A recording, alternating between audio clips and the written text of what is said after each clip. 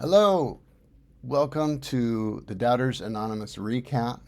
We had a powerful session this morning. There were just two of us, three of us total, and it was a great one. We actually connected about the virtue of doing it wrong, the virtue of going against the grain and doing things maybe in a way that isn't the supposed or preferred way, and the things that yields for an artist, things that yields for your life, being a person in the world, right? It's not always about doing it perfectly. In fact, maybe the most interesting work happens when we challenge the assumptions and do things in a way that maybe we're not used to. So I was giving some examples. Elvin Jones, one of my favorite jazz drummers, does things quote unquote wrong. He emphasized the quote unquote wrong beat of the swing rhythm, the traditional swing rhythm. He moved time in new ways. His phrasing was over the bar line, creating instability rather than stability. And yet he became the storied drummer of the John Coltrane Quartet and had incredible influence, and drummers still today are trying to figure out how to sound more like Elvin in that joyful drumming spirit. Thelonious Monk, the line is he stopped composing music when he couldn't find any more wrong notes to play, right? So celebrate these individualists, these folks that break the norm. There's all kinds of examples, from Bjork to Nick Cave to Radiohead, right? Soundgarden, right? Like a lot of folks don't play by the rules, right? They did things interestingly. Nirvana, right, was one that they broke the mold in a lot of ways of what was expected. Were they a pop band? Were they a punk band? Were they alternative? Were they grunge? I don't know. The music was awesome. People loved it. They didn't stay within the safe zone, right? Those are the musical examples.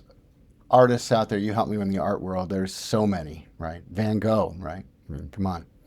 So it goes on and on. But the point of today's Doubters Anonymous was really saying it's funny how self-doubt can make us want to stay in our lane. It makes us want to stay safe, do the thing that's expected. And actually, in art especially, but I think also in business, that it's the people who don't stay safe and try things that are bold and courageous are the ones that actually grab our attention the most. And we want to be like them. We're like, oh, I like that they're taking a chance there, right? So that was a great lesson from today.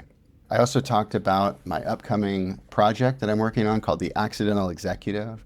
And I'm trying to decide if it should be a podcast or a book or a course or something in the middle of all that.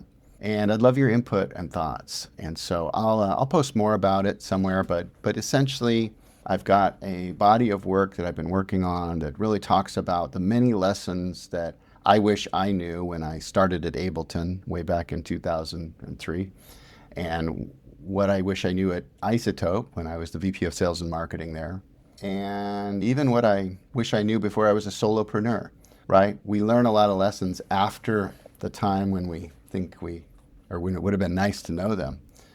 And what's really important for me is to share some of this wisdom and maybe some new perspectives of how people can work more wholeheartedly, more compassionately in a world that they didn't intend to become an executive. Like, I didn't intend to become an executive, but I became one, and then it was pretty hard to find my balance, right? Overworked, not managing my stress very well, unable to say no to meetings, unable to say no in a lot of situations. I kind of got used to just pleasing. Maybe I was too empathetic, too kind at times to my staff. Other times I wasn't clear enough to my staff. I didn't delegate effectively. Oh, the sins, many, many sins.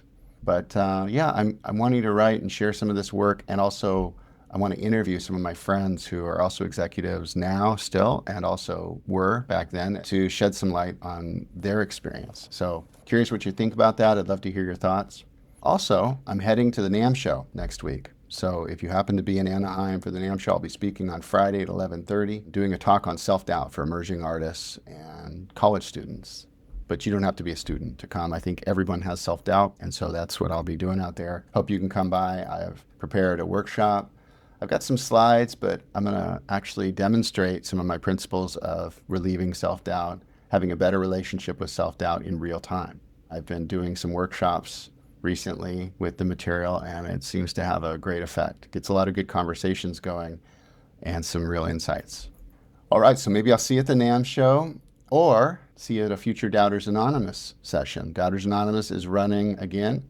Please go to Dave Hill Jr., my site, go to group coaching. There's a form there.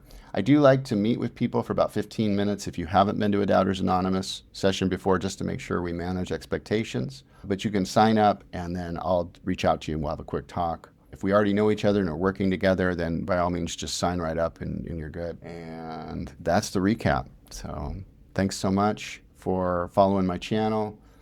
Hopefully you're enjoying my content, and let me know what you think in the comments or like and share as you may feel inspired. I'll see you in the next video.